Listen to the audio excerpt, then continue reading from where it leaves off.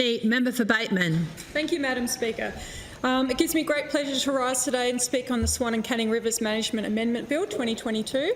And I always enjoy the contribution of the member for Cockburn, but I don't necessarily enjoy going after him. He sets an incredibly high bar with his considered contribution, and so the inspiration has been set. Thanks for that. So, as has been noted, this bill really does seek to streamline the regulatory environment for businesses operating on the Canning Swanning rivers.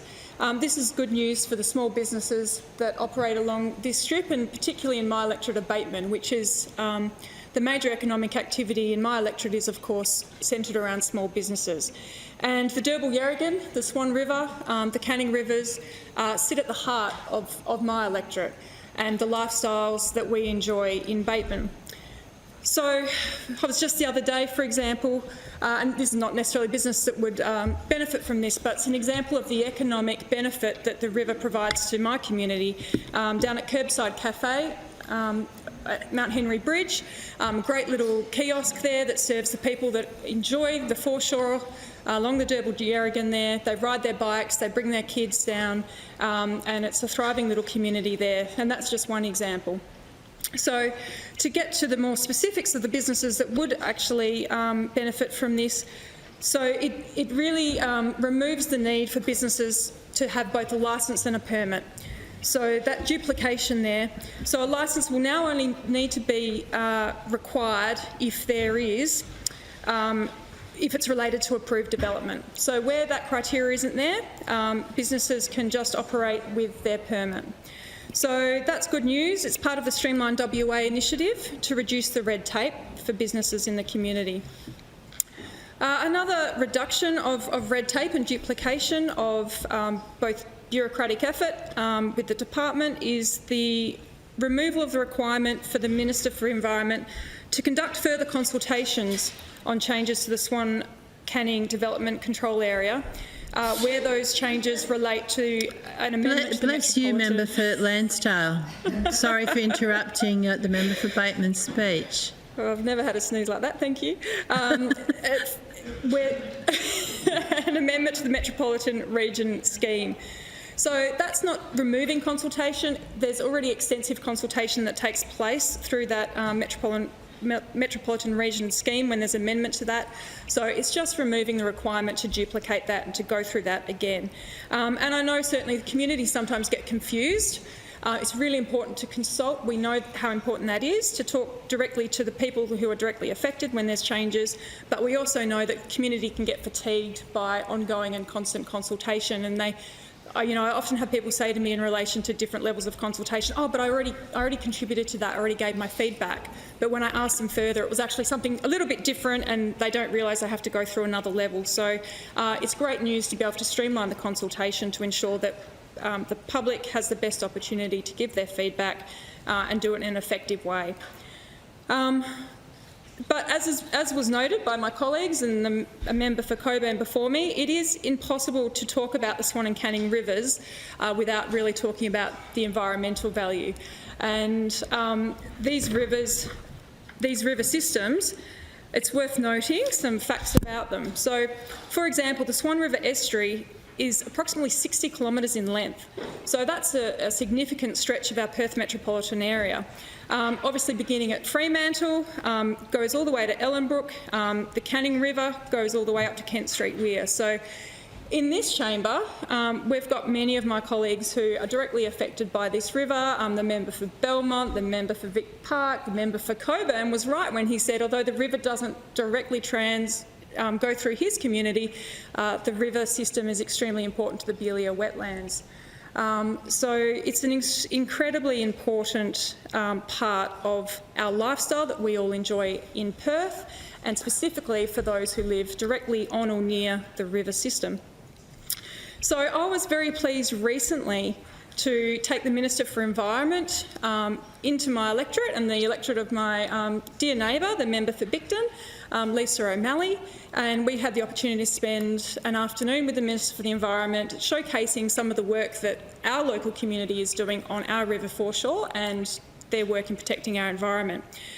So we began that visit on the foreshore along Tompkins Park, and with a group called SERAG. Now, SERAG, Swan Estuary Reserve Action Group. Thank you very much, Member for Bicton. It's right here in front of me, but I'm just having a moment. And so we had a fantastic visit looking at both the work that SERAG have been doing on the foreshore, but also the challenges that they face in managing our river system there. So we were met by Margaret Matassa, who has an incredible amount of energy and passion for her local environment, Robert Harvey and Rosemary Peake.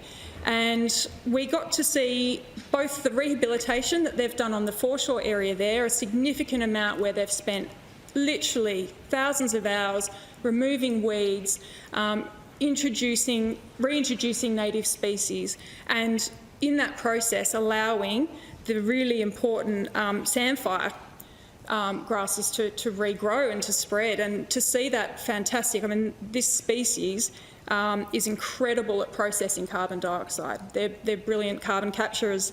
So they've been under significant pressure along that area. I don't know, some people didn't know the background of the Tompkins Park area in particular is that it was used as a refuse site. So there's a lot of waste, obviously, buried under that foreshore area. It makes it very difficult to disturb the surface, but it also means that have to manage what's buried under there and any leakages that occur. The other challenge for that area, of course, is erosion, and we see this across our coastal and river systems.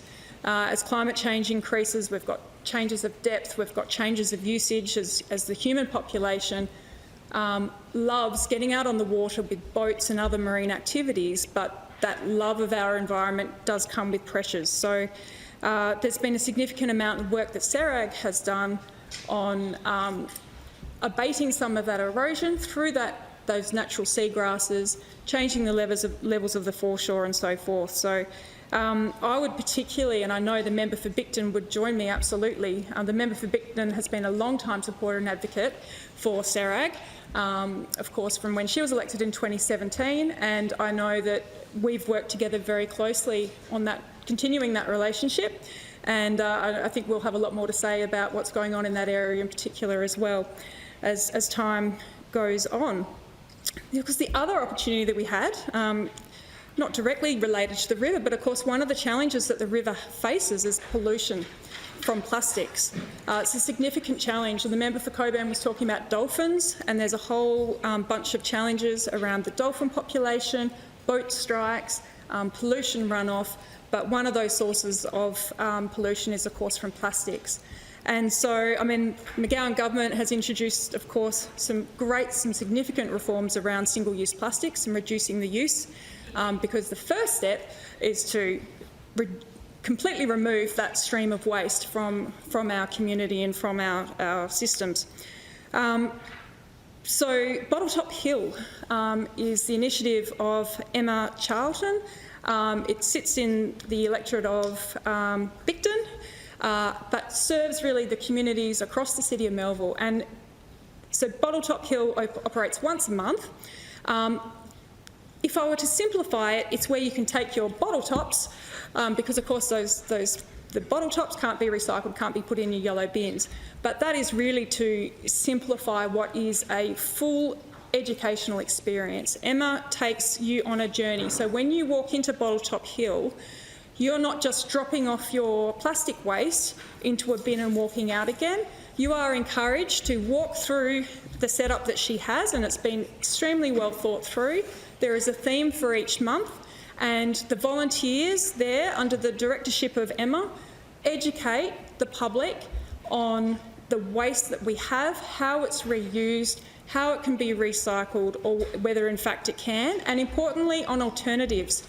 And a really obvious alternative to plastic, of course, is glass, and that's easily recyclable. So I really would like to congratulate Emma and Bottletop Hill for that fantastic initiative in our community, and thank the member for Bicton for sharing that with myself and the Minister for the Environment. So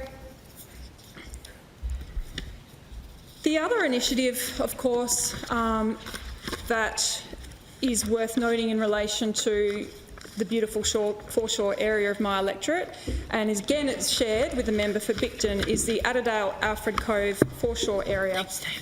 So that includes the Tompkins Park area and heads around towards Troy Park in the Bicton electorate. And recently the City of Melville engaged in some extensive consultation with the community to come up with a plan. This is an area that's under significant pressure from population use, the things that we love to use our foreshore for. So sports, we've got a great number of local community clubs. We've got soccer out there in the winter, soccer and rugby. In the summer we've got cricket, and people riding their bikes, people walking their dogs. It's of course a beautiful part of our city. But these bring pressures, and we need to balance those competing uses amongst the community. So this process of consultation that the City of Melville led to engage with the community and key stakeholders to come up with the Adderdale Alfred Cove Foreshore Master Plan. And the key thing that came out of that was the community's value for this space, for the environmental and cultural heritage of our river system, of our Swan River, and further around this of our Canning River, obviously, as that connects. So I know that my community and Lisa's community share and place an extremely high value on that river system. And that river system supports international migratory birds. Australia is a signatory to international conventions on migratory birds. It's an extremely important habitat area and very vulnerable to being disturbed. So if those birds are disturbed from feeding, that may interrupt their ability to be able to return successfully on their very long journeys. So one of the solutions to the problems, people love to go out and bird watch, and there's plenty to see there, is that the member for Bicton, I've given you a promotion, the member for Bicton, well, it's important to acknowledge the work that you did, because this was work that was done, of course, before my election in 2021. And it's great now to have a partner and for us to be able to work together to continue that. But the work that you've done from 2017 onwards, and it needs to be acknowledged. And one of the solutions that you came up with your community was to fund a bird viewing platform, so that people can get their binoculars out, they can get their books out, and they can bring their kids down, and they can share in the joy of our local environment and do so without disturbing the birds. I believe you're getting ready to open that officially with the Minister for Environment next week, and I can't wait to be there as well. I'll enjoy being there. But that has to be acknowledged, because these are local solutions to problems that are faced everywhere, across metropolitan Perth, and to see you come up with a solution like that that's just going to have such a great impact. And I know Tom and Jenny Lubin, Bird Sanctuary and the Melville Bird Reserve, they absolutely love the work that you've been doing for them. So the Friends of Melville Bird Sanctuary, so that definitely deserves acknowledgement. They have.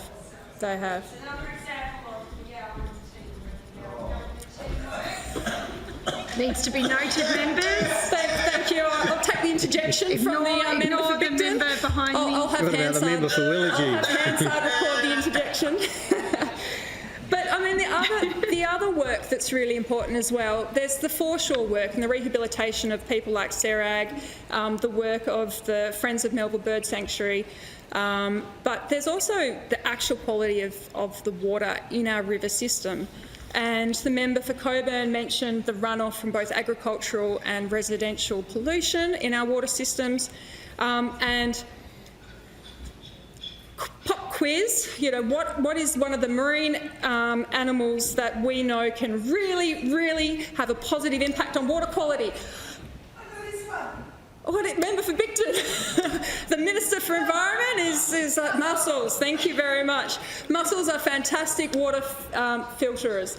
And so that brings me, surprisingly, to another amazing commitment that's been delivered by the McGowan government and led by the member for Bicton, which is a $2 million blue mussel So investment in a reef system to support the blue mussels and reintroducing them and supporting the habitat in the Swan River. So the Point Walter site has been completed. The construction of that reef is completed, and there are millions of tiny little baby mussels being released. And the second site, which is going to be at Attadale, is currently under construction. But these are trial sites. I've got every confidence they'll be successful. The science behind them is very strong, and I look forward to seeing sort of other initiatives like this being rolled out across the Swan and Canning rivers, and seeing that success breed further success. So another wonderful example. You know, and there's been over $13 million spent by the McGowan government on similar projects across our coastal and river systems since 2020. So certainly my electorate is a significant beneficiary of that. The member for Giddens electorate is a significant beneficiary of that, all the way up our river system. This is crucial that we preserve this for the economic prosperity of our state, because then we can have small businesses that can prosper, that can get people out enjoying the environment, connecting, but making a good, making money as they do that, and also for the cultural value and the environmental value. And of course, it would be remiss of me to talk about cultural values without acknowledging the Wadjuk people, whose connection to the river systems were so integral to their food sources, to the storylines, the songlines. And when I was first elected, I really enjoyed meeting and talking, and I still do. Everywhere I go, if I have the opportunity to speak to a local elder about the Aboriginal heritage of the electorate of Bateman, I take that opportunity and I learn something every single time. I don't want to introduce any controversy into this debate, but I do know an elder who doesn't believe that Heathcote Gulagadup should be called Gulagadup. He believes that actually there's a different name, and that name stems from the way that the Heathcote ridgeline actually looks like little frogs. So I'm not going to get into that debate. That's not my place to do that, but it's really interesting to have these stories unfold and to learn about the connection to place. And those connections, as the member for Cockburn rightly said, from the river to the wetland systems was extremely strong. And I've got a fantastic piece of artwork from an Indigenous artist on my wall in my electorate office, and it actually shows the river system connected to all the wetland systems around it.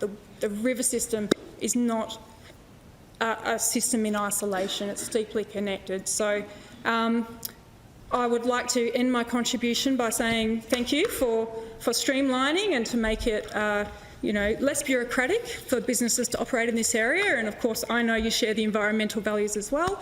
And congratulations, and thank you. Thank you.